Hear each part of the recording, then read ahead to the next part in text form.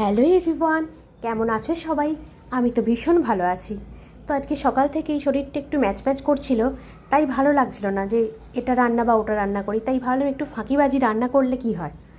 তোমরা কিন্তু এই রেসিপিটা অবশ্যই ট্রাই করে দেখতে পারো। সত্যি বলতে কি এটা ভীষণ ফাঁকিবাজি রান্নাই। তো ভাবলাম একটু সর্ষের তেল দিয়ে তাতে একটু আলু আর গাজর কেটে হালকা করে ভেজে নিই। তার সাথে সামান্য জল দিয়ে আলুটাকে সেদ্ধ করে নিলাম।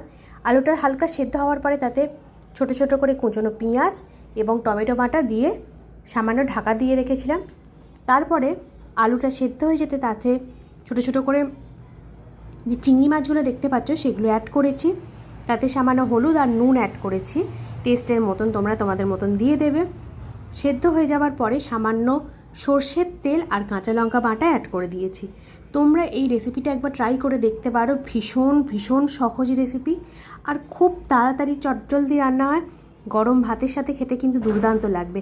রেসিপিটা যদি ট্রাই করে থাকো অবশ্যই কিন্তু আমাকে জানাবে কেমন লেগেছে তোমাদের।